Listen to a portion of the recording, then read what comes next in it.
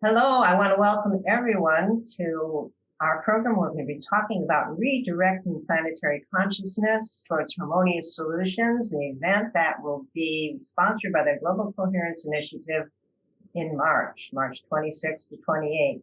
We wanted to share with you a little bit about this because it's all about experiencing change that we all are these days with more compassionate care, personal balance, and resilience. I'm Deborah Rozman. I'll be one of the presenters. And what I want to talk about and share with you, which I'm really passionate about, is that redirecting planetary consciousness, which sounds so big and wide, starts with individuals like you and me redirecting our personal consciousness. And as enough of us do that, it creates a whole field effect that Roland McCrady will be talking about that really can bring new hope for an accelerated shift in consciousness that we really can count. We make a difference in what we do and how we day to day manage our energies, and how that can have tremendous impact on ourselves, on each other, and on our planet. So we're going to be sharing with you some really beautiful tested tools that I use every day, that I use to manage my energies moment to moment, day to day, and be able to shift when my pitch goes down. And it's so hard these days to maintain uplifting feelings and attitudes with everything going on in the world.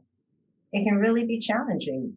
We can have mood shifts, stress, anxiety, even feeling sad or depressed occasionally, even if we've been focused on personal growth or spiritual growth for many years.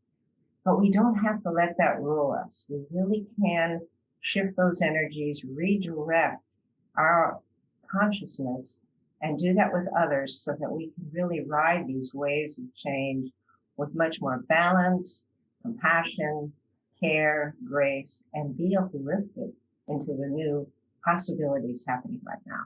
So I'm again pleased to be with you, and I'm going to turn this over now to one of my other presenters, Howard Martin.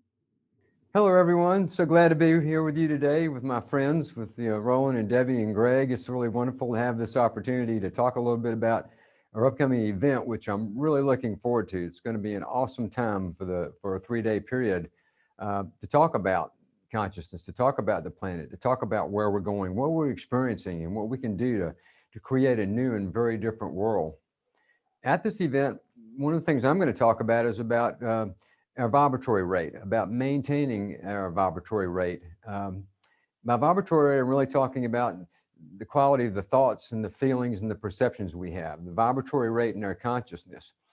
And with all the change we have going on today, and with the many challenges that we face individually, societally, and globally, I think it's very important that we take a look in a more refined way at the vibratory rate we are experiencing. When our vibes are up, our perceptions are different. We see hopeful possibilities about the time period that we're in, and about the future, about ourselves and about our loved ones. When our pitch gets down, it goes the other way. It can go the other way quick. And then we see a hopeless, dire perspective about things. So maintaining that higher vibratory rate is essential for us to have the resilience and the creativity and the intuitive insights that we need to navigate these changing times with more poise and more grace, and to produce outcomes that I think are going to be best for ourselves and for the wholeness of the world, for humanity and the earth itself. So during my time, I'm going to talk more about that. I'm going to share a technique with you and some tips that we can use to keep our vibratory rate up, to manage it and maintain it, because it's going to modulate up and down. I have days myself when I can tell my vibes are just off. I'm not seeing things the way that I should. And we're going to have some questions and answer time. That's important because this event is a shared experience. We want to work together, not only as a group of presenters, but also with everyone like you who's attending, so that we can co-create something very, very special over those 3 days. That is not just a workshop that we went to, but a lasting living experience that we carry forward into our lives. And so I'm really happy about being able to be a part of it, honored to be a part of it, and looking forward to it. And with that said, I will now pass this over to my dear friend, Gregg Braden. He can talk a little bit about what he's going to do at our event coming up in March. Oh, Howard, thank you so much. And I just have to say, it feels really good. I wish the event were right now because it feels so good to be with you and with Howard and with Deb and Dr. Rozman and, all of our people, all of our community that's watching this. The four of us have known and worked together for over a quarter of a century. Wow. And I think this is so interesting because the more we have come to understand ourselves and our relationship to our own bodies and the earth, the better equipped we have become to embrace in a healthy way the changes in the world. The world is changing, boy, is it ever. And we can't stop the change in the world around us, but we definitely can self-regulate the way we respond to those changes. And that's really what this program is all about. I'm a scientist, and from a scientific perspective, I'm excited because the science is on our side when it comes to our ability to evolve and adapt in the presence of so much change happening so quickly in our world. I know a lot of people are feeling overwhelmed, and it's easy to feel overwhelmed if we don't have the deep communication with the deep truth of who we are, what our potential really is all about. And I'm just going to give a quick example, because when I say this, a lot of people say, Gregg, we know about meditation, we know about breath work. But the best science of the modern world is telling us now is the average human body, whatever average is. We're about 50 trillion cells, give or take. Every one of those cells has an electrical potential of about 0.07 volts. People say, well, that's not very much, and you're right, except you do the math. 50 trillion cells times 0.07 volts, 3.5 trillion volts of electrical potential.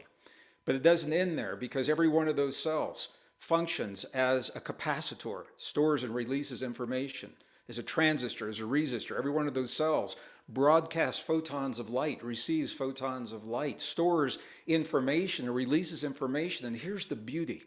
We self-regulate this soft inner technology through thoughts, feelings, emotions, beliefs, focus, and breath, the core of our most ancient and cherished spiritual traditions. And this is where the best science of the modern world is coming in, because the science is paralleling many of those ancient traditions. So as we begin to understand ourselves, and the better we know ourselves, the better equipped we are, I believe, to respond in a healthy way, and not just survive, but to thrive in the world that we find at our doorstep right now. And what I think that's what everybody's looking for. And if people are looking for specifics, and we're talking about self-regulating our immune system. Who doesn't want a stronger immune system right now? Self-regulating our longevity enzymes, our resilience, all of those things that we're talking about right now. So this is why I'm excited about this program, because the new science is giving us new reasons to feel that hope and that possibility, Howard and Debbie, that you both are sharing with us. And I know Roland is right on top of that new science, because he's the lead scientist right there at HeartMath. So I'm looking forward to hearing what Roland's going to say as well. Well, thanks, Gregg. That was a great lead-in to what I'm going to be doing. And I'm Dr. Roland McCrady, and Director of Research at the HeartMath Institute. And I'm going to be doing a couple of segments in the program, but the one that I wanted to share about today is titled "The Science of Energetic Interconnectivity in Field Environments." And in this part of the program, I'm going to be sharing about our research that's measuring the interconnectivity between us, between people, people and animals, but even more importantly, with the Earth's energetic frequencies itself. And I'm talking about real science here that we've been publishing in major journals. So I'm going to discuss how being responsible for our own coherence is not only reflected in improved personal health, like Gregg was saying, improved immune function, hormonal balance, these types of things, but I'm also going to be showing you how it feeds into and is reflected in the global field environment.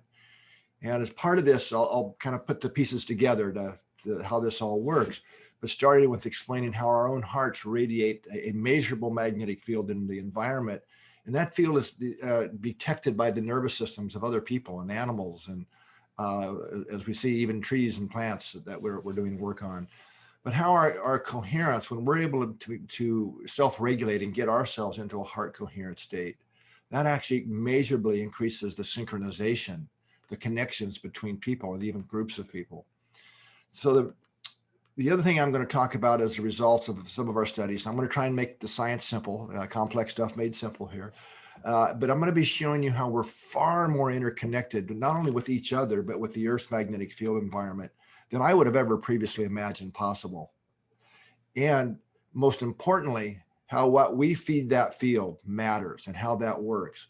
How this has real measurable consequences, not only on our own health and well-being, but on how it actually affects others. And for the context of this program, really how we're affecting the standing wave of planetary consciousness. In addition, I'm going to, something I'm very excited about, be talking about how we're becoming the new home base for what's called the Global Consciousness Project. And if you're not familiar with that, this is a project that was founded by Dr. Roger Nelson at Princeton over 2 decades ago. And over the last 20 years, they've been able to clearly show how collective consciousness can have measurable effects in the physical world. And one of my favorite studies that Roger's done is showing how when we feed love, when we're feeding love collectively, that has the strongest effect on affecting the planetary global field in a measurable way. So we believe now it's time to go even farther in the exploration of how truly interconnected we are of all living systems. So we're developing, as part of us becoming the new home, what we're calling GCP2. So a new envisioning of the system so we can even go farther with the research. And then lastly, I'm going to talk about the status, and I've been talking about this for a couple of years, but we're really there now, of a new project. It's a citizen scientist project, which is monitoring or will be monitoring the electrical potentials of trees all around the world.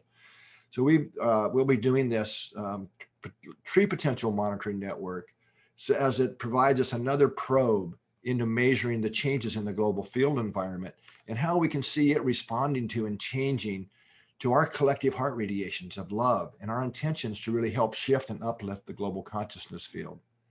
So in essence, I'm going to be covering the science of how together we can redirect planetary consciousness and help lift humanity to a new baseline. You know, one we all want to live in, where increased care, kindness, and compassion for each other is our new normal.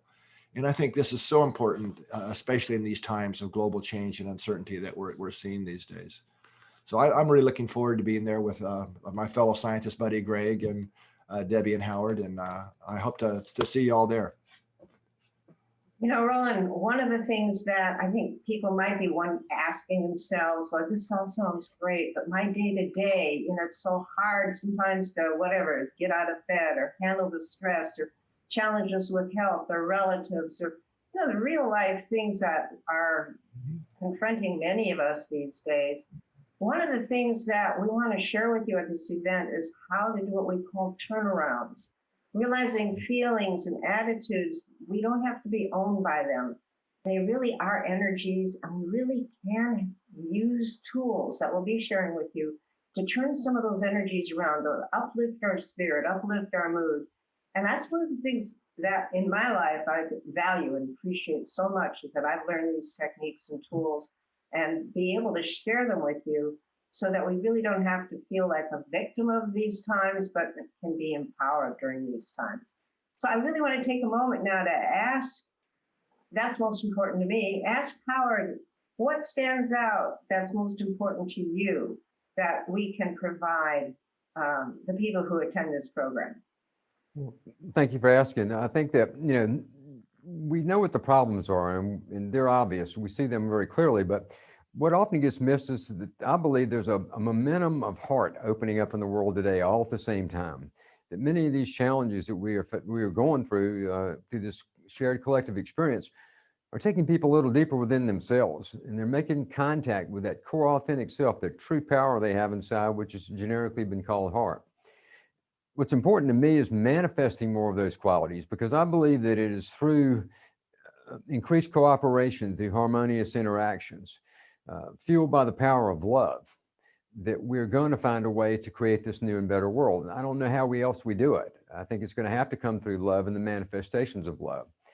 And so at this event, we're going to explore that, but we're going to explore it from different angles of view, from Rollin on the science, from Gregg on some of his science, but there's also futuristic views for you, Debbie, from all the wonderful things you know about heart and practicality. And I'll pitch in, you know, my 2 cents worth as well about all that.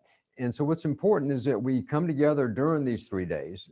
We not only experience these harmonious interactions, but we enhance and grow them, and we demonstrate them. And we use this shared time together to make a contribution, not only to the betterment of our own lives, but to the betterment of the world. Thank you, Howard. You know, we're going to be having in these days, they're 4 hours each day, or 4.5 hours, times when you're going to be connecting with each other and creating that heart coherence and resonance with each other, because the power of the collective heart to help us individually manifest more of our goals and intentions and collectively, and how the field effect of the collective can really facilitate that. That's something that is super exciting too. And in these breakout rooms, being able to generate that. And Roland, I wondered if you could say a few words more about that process. And we are choreographing it to create true heart, deeper heart connections with everybody that'll be here with us. And it's I can't help it. I'm a scientist, so I tie it back into certainly we know that as we love more, have more compassion, that has so many benefits. And there are over 400 independently published studies now showing that when we learn to live from the heart, get coherent, which is a optimal state within our own body that facilitates our own healing and ability to navigate these stressful times. But what's even more exciting to me is the new science and stuff. We're showing what we feel inside of us doesn't just stay inside of us. It literally extends out and affects others. And that's why we do a lot of the science on interconnectivity. If I can just riff on that for a minute. Because I find for a lot of people, once they really truly understand that this is science, not just some concept, God, how many times in my life have I said, God, on some level, we're all connected. What we're starting to show is, yes, we really are. And that's a motivator for me anyway, and a lot of the people I talk to, really understanding, being responsible for what I'm feeding the field matters, not just for my own health, but actually others, the people I care about and love. So that's why we do it, is to really help people understand this and help motivate them in a lot of ways to go another level, go deeper. Now, our heart connections with each other are so important for creating that coherent field environment. And Gregg, you talk all over the world. I know in the last year it's been mostly virtually all over the world. But it used to be in person all over the world, and you get a real sense of what's happening because of the amount of connection you have in so many different venues.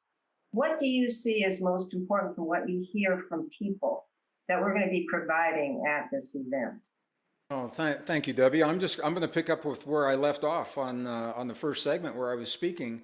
You know, the thing that's so exciting about this event, what we're talking about, even in these few moments together, it's all about our story, the human story. And when we talk about the story, many people think it's an academic conversation, a philosophical conversation on the back of a napkin at a Starbucks over a latte. And at times in our past, it wasn't the focus that it is right now. But right now, our story is up for all of us because we live our lives based upon the way we've been taught to think about ourselves. We solve our problems based upon the way we've been taught to think. We choose our relationships. We heal our bodies.